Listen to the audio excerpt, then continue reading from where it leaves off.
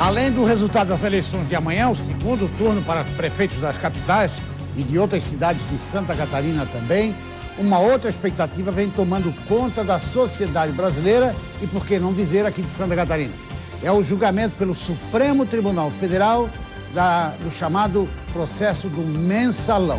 Bom, vamos saber quais são as consequências das sentenças colocadas até aqui e o futuro do julgamento pelo Supremo Tribunal Federal do jogo do Mensalão.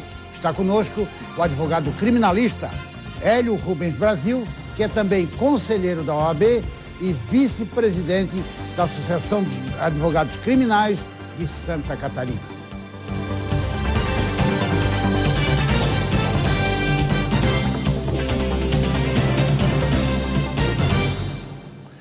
Doutor Hélio, bom dia. Bom dia. Bom, essa expectativa está dentro da verdade, está dentro daquilo que pode ser esperado pelo meio jurídico, principalmente como o senhor? Sim, Vânio. A expectativa do julgamento da ação penal 470, né, que é a chamada Mensalão, está dentro da expectativa do meio jurídico. Principalmente o caso que nós vimos aí, né, na semana que passou, teve empate em algumas votações e o empate sempre favorece ao acusado, certo? Acusado. Então, indúbio pró-réu. Então, quando há um empate, favorece o acusado. E foi o que ocorreu. Né? Não deu aquele voto qualificado para o presidente. Né? Quer dizer, isso aí foi um caso extraordinário que aconteceu nesta semana ou está dentro do Código Penal? Não. Está dentro do Código Penal. Que, na verdade, não havia previsão para ações originárias, né? Porque era uma ação originária no Supremo. Então, não havia previsão se tivesse empate. Sim. Ou se esperaria o próximo integrante da corte, que já foi sabatinado pelo Senado, né? Inclusive catarinense, o ministro Teori, ou teria que o presidente dar o voto de Minerva, seria um voto qualificado. Mas o presidente preferiu, constitucionalista como preferiu dizer não, vamos seguir a Constituição. Então, indúbio pró-réu. Então, isso aí pode ser considerado um fato novo, o julgamento desse pelo STF? Novo, não é novo, mas é de bastante repercussão, porque todos os julgamentos que teve no STF de ações penais originárias lá, nenhum havia tido condenação, vamos dizer assim, eficaz até hoje. Foi julgado alguns deputados e, pelo tempo que transcorreu, a pena estava prescrita e eles acabaram não sendo, não cumprindo pena, né? Qual é o tipo de pena que eles estão sujeitos, ou pela condenação que alguns já têm, Marcos Valério, o outro não terminou ainda, pelo esse tempo de pena, de condenação, quais são os princípios da prisão? Pelo tempo de pena, por exemplo, o Marcos Valério, 40 anos, né, somado todos os delitos que ele foi apenado, ele vai ter que começar cumprindo pena em regime fechado. Né? Aí ele cumpre 1/6 da pena em regime fechado, ele progride para o regime semiaberto. E daí tem que cumprir um peno desse restante de pena, e cumprindo esse 1/6, aí vai para o regime aberto. Quer dizer, 1/6 dá 24 anos, é isso? Exatamente. Quer dizer, depois de 24 anos ele pode passar para o semiaberto. Semiaberto. Mas, na verdade, nós temos outras formas de reduzir a pena, né? Que seria a remissão, ou seja, cada 3 dias de trabalho, você remia um dia de pena. Então, você tira um dia. Então, na verdade, 12 meses, né, você trabalhando todos os meses, você vai conseguir aí pelo menos os 4 meses no ano, né? Então, de 24 já baixaria bastante, né? Olha, os réus, o representante dos réus tem dito que a responsabilidade dessa condenação histórica aqui no Brasil, pode-se dizer assim, é fato da mídia, do envolvimento político. O senhor acha que houve alguma coisa disso?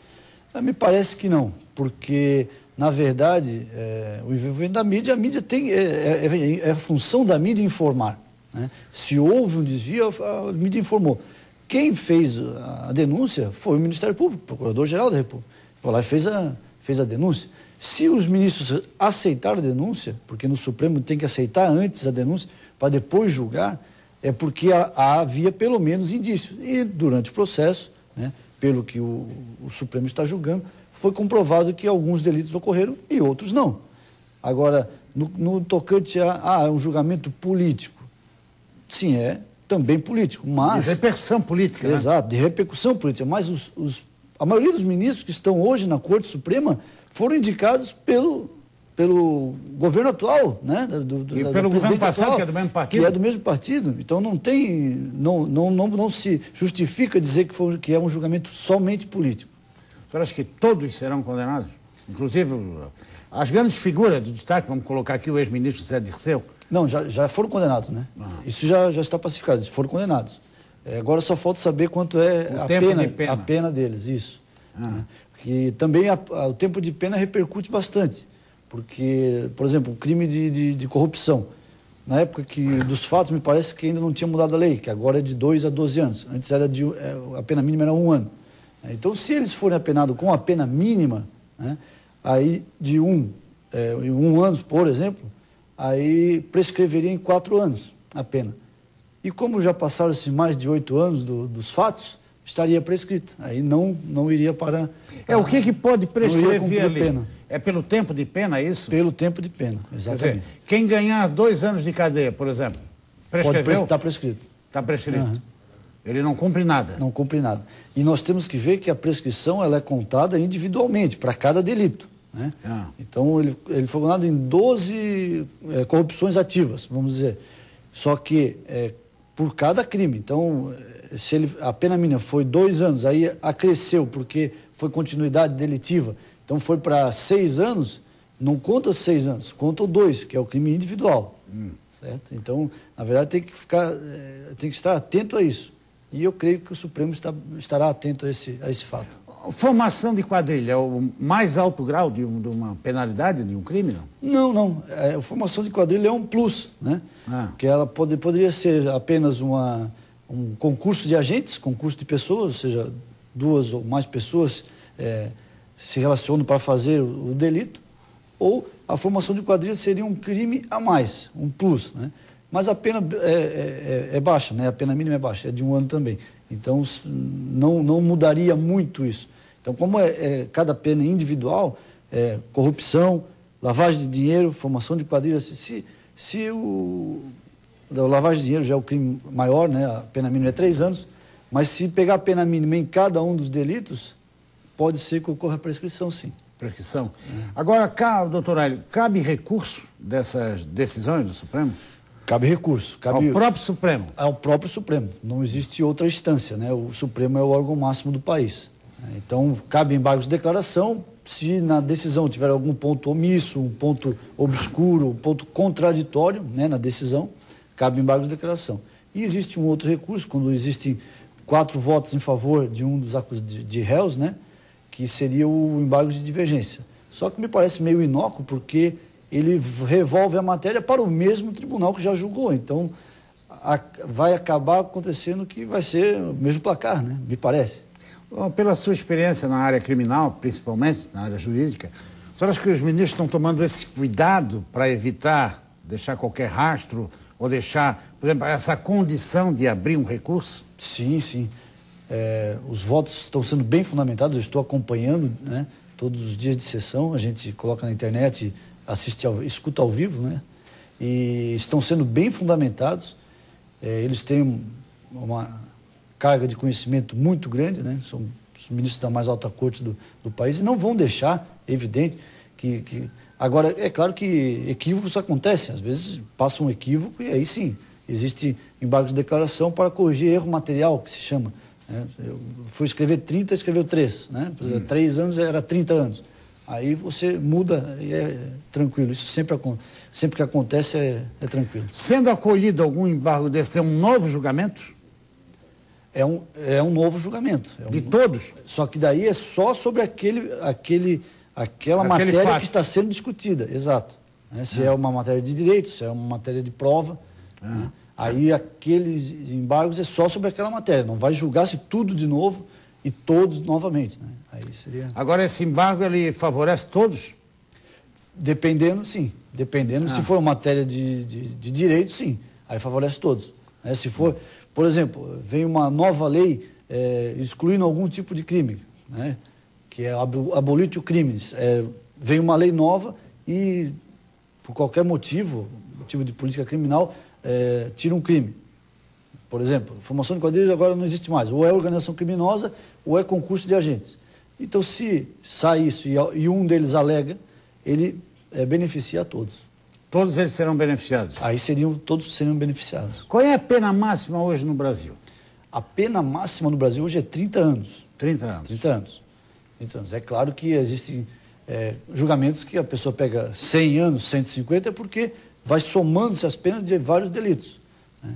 Por exemplo, aqui no massacre do Carandiru, né, onde morreram 111 pessoas, cada morte é um crime, que é um homicídio.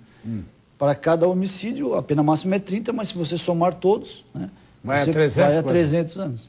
Quer dizer, mas ele cumpre ele cumpre 30 anos só. Cumpre o máximo 30. 30 anos. Exato. Qual foi o fato mais determinante que o senhor analisou ali da acusação dessa ação penal 470 do Mensalão? Nos parece que é o delito de lavagem de dinheiro, né, que é o mais grave. Então, esse é que a gente tem muitas teses sobre o tema. Então, esse é que ele pressupõe delitos antecedentes, né, ou seja, a corrupção. Né, e a corrupção, na verdade, o que mais está pegando é a corrupção, né, que agora, pelo julgamento do Supremo, escancarou-se, né, mostrou-se que existia isso. Né, não sei se existe ainda ou se nunca vai deixar de existir, mas mostrou-se que existe. E aí as autoridades estão tomando as medidas cabíveis. Né? Os réus levantaram a tese de Caixa 2. Caixa 2 não é crime no Brasil? Não, Caixa 2 é crime, mas é um crime menor, é um crime eleitoral. E a pena também é menor. Né? Então, se eles provassem isso, aí eles não seriam processados por lavagem de dinheiro ou corrupção, que é um crime grave. Corrupção, sim, é um crime grave. É um funcionário público, né, aceitar dinheiro para fazer coisas, desviar de sua função. Né? Tudo bem. Vamos pedir licença, senhor, vamos a um breve intervalo comercial e depois vamos saber do doutor Hélio também, advogado criminalista, qual a repercussão na sociedade de hoje. Realmente ela acha que a justiça finalmente foi ágil, fez o que deveria fazer, ou está fazendo o que deveria fazer. Vamos saber do doutor Hélio essa repercussão na sociedade.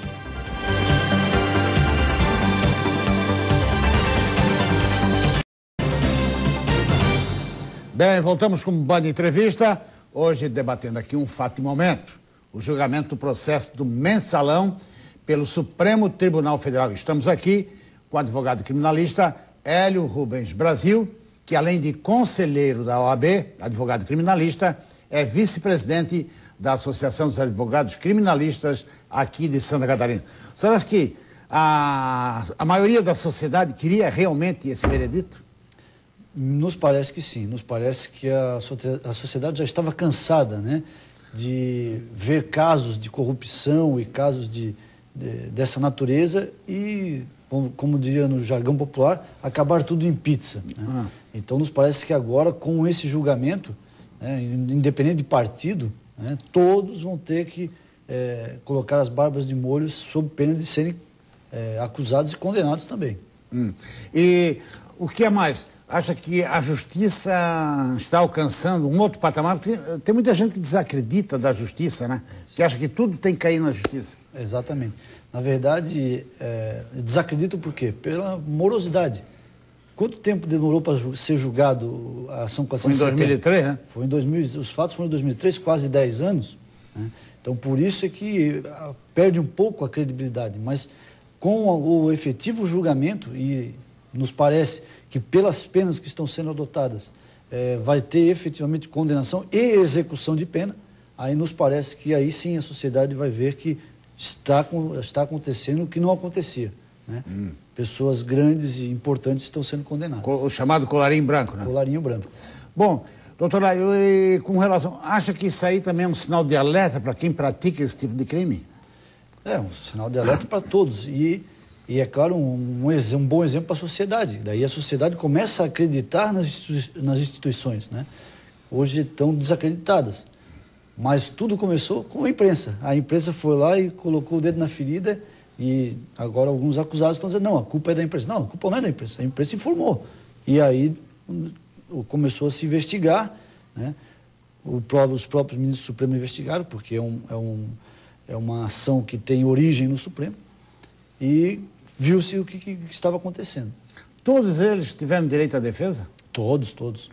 Todos. Eu conheço alguns colegas advogados do processo, todos muito bons advogados, tiveram todo o direito de se defender, de pegar todas as provas dos autos, cópia integral do processo gigantesco, enorme, por isso também a morosidade para julgar, muitos réus, né? E é claro, a parte muitas vezes se sente insatisfeita, né? Mas isso a gente vê no dia a dia dos fóruns, né? Todas as vezes que estamos acusando, defendendo alguma pessoa, é evidente que a pessoa que acaba ocorrendo alguma condenação, ela fica insatisfeita. O senhor acha que a defesa não foi acreditada pelo Supremo? A defesa foi bastante acreditada, sim. Tanto é que, se eu não me engano, o Duda Mendonça, que também era um dos... É o cabeça, né? Dos cabeças, foi absolvido com base nas teses da defesa. Certo? Então, nos parece que foram, sim, bem defendidos, até porque são muito bons advogados. O senhor acha também, posso até repetir a pergunta, mas de outro modo, acho que aquelas pessoas acostumadas a esse tipo de crime agora vão ficar de olho no que vão fazer, praticar o crime? Porque tinha sido muito comum no Brasil, o cara rouba, é condenado, mas não devolve o dinheiro. O senhor acha que eles vão devolver o patrimônio? Esse aí é um outro fato, e nos parece que isso vai acontecer também, porque o Supremo já determinou a multa, né, pelo menos do Marcos Valério, de 3 milhões de reais. Então ele vai ter que devolver aos cofres públicos, certo? E nos parece que todos vão ser nesse sentido. Cada um vai ter a sua pena aplicada e a multa correspondente. Aqueles dias de multa, o que representam aqueles dias? Dias multas é só um parâmetro para... o tempo da pena? Para fazer... Não, daí dia multa é para multa, né? Multa. Tempo de pena, aí é o tempo mesmo, a condenação, 40 anos, 6 meses, um dia. Os dias multas, não. Quantos dias multas? Aí tem uma tabela no Código Penal, aí você vai lá e vê, dependendo do tamanho da pena, tem quantos dias multas você pode aplicar. Também com a sua experiência, eu acho que vai muito para frente esse julgamento? Acredito que sim, porque temos os recursos, né? São 38 réus. Se cada um fizer um recurso, até analisar cada recurso, dependendo de quantas laudas tem o recurso, é uma coisa que pode demorar ainda mais um pouco. Já que esse crime foi praticado por conhecido, como a gente já disse aqui, colarinho branco, você acha que aí é uma reflexão para quem está lá em cima e pensa que está intocável pela justiça, pela lei no Brasil? Sim, é uma reflexão porque, como a gente tinha conversado antes, o crime de corrupção era de 1 ano a pena mínima, né? E agora passou-se, depois de algum tempo, a 2 anos a pena mínima. Então, antigamente, não ia preso porque o crime de colarinho branco, pena mínima, a pessoa quase sempre é primária, com bons antecedentes, recebe 1 ano, está prescrita a pena, porque o processo quase sempre demora mais que 4 anos, um processo penal. E agora não, agora aumentou-se a pena mínima para os crimes de colarinho branco, que, por exemplo, o crime de furto qualificado era mais grave do que um colarinho branco, que você desvia milhões de órgãos públicos e pode matar muito mais pessoas numa fila do SUS, né, do que na Previdência, do que um furto simples, ou seja, alguém pega e quebra o vidro do carro para roubar um CD. A pena era maior do que o crime de colarinho branco, corrupção, né? Então agora parece que eles vão começar a ficar de olho, sim, porque agora está se demonstrando que podem ser presos. Nesta semana, Durali, o Instituto Data Senado, esse instituto fez uma pesquisa por telefone com brasileiros de quase todas as cidades. E um resultado chamou a atenção. 89% das pessoas consultadas pede para já a redução da maioridade penal. Resolve isso no Brasil? Alguns citaram 16, sim, 14 anos. Nós entendemos que não resolve, certo? Na verdade, o que tem que ter investimento em massa é na educação, né? A criança, ela não pode estar na rua. Ela tem que ter escola integral, esporte, lazer. Ela tem que estar totalmente acolhida, E ocupada, né? E ocupada, exatamente. Porque se você não ocupar, é evidente que ela vai acabar fazendo outras coisas e daí acaba se envolvendo com pessoas que já estão delinquindo, né? Que acabam cooptando essas crianças para o lado do crime. Mas é um tema controvertido, muito controvertido. A maioridade penal, mas eu penso que enquanto a nossa Constituição assim ditar, penso que não deve ser reduzida. Porque as estatísticas dizem que os menores infratores, quando são apreendidos, né, existe, se não me engano, uma porcentagem de 35% de reincidência, se eu não me engano. Já o adulto, quando vai para o sistema prisional, que daí lá é uma escola do crime, né, a primeira vez vai tranquilo, depois ele vira um professor lá dentro. É uma pós-graduação do crime. Ele é 70% o índice de reincidência. Então, não adianta. Se você diminuir a maioridade penal, você vai pegar as crianças e botar direto na cadeia com aqueles que são professores, pós-graduados. Exatamente. Quer dizer, não resolve, então. Não resolve. E o Estatuto da Criança, o ECA, teria que ser mudado, o senhor acha? Não, na verdade, o ECA é uma legislação de primeiro mundo. É uma legislação bastante atualizada, bastante moderna, né? O que precisa ser feito é efetivamente ser cumprido. Aí é questão de prioridades, né? É dar estrutura para se cumprir o ECA. Existe uma instituição lá em Minas Gerais de acolhimento de menores que é exemplo, acho que mundial, né? E porque lá eles foram lá e implementaram. E aqui, né, em alguns outros estados da federação não existe. Na área do crime de drogas, o contrabando, a influência do tráfico, é uma medida correta essa que o Rio de Janeiro está adotando de fazer a internação compulsória daqueles viciados, ou seja, aqueles que não aceitam ser internados, mas serem levados? Resolve? Na verdade, é aquela coisa, você internar compulsoriamente é complicado. Você tem que mostrar para a pessoa que ela precisa de ajuda, né? Forçar qualquer pessoa. Até aconteceu essa semana um incidente lá em São Paulo, né? Foi. Que foram internar o rapaz saiu dando tiro em todo mundo. Creio que é esquizofrênico, porque ele não... Você olhando para ele já vê que ele não tem... Transtornado. Estava transtornado. E esse internamento compulsório pode acarretar alguma coisa nesse sentido, né? A pessoa ficar revoltada, acabar sendo pior do que pode ter alguns efeitos colaterais. Mas como a gente estava conversando, é uma questão de saúde pública. Então, tem que ter mais hospitais, mais centros de internamento, né? E parece que as pessoas, esponte vão lá e se apresentem para fazer o tratamento.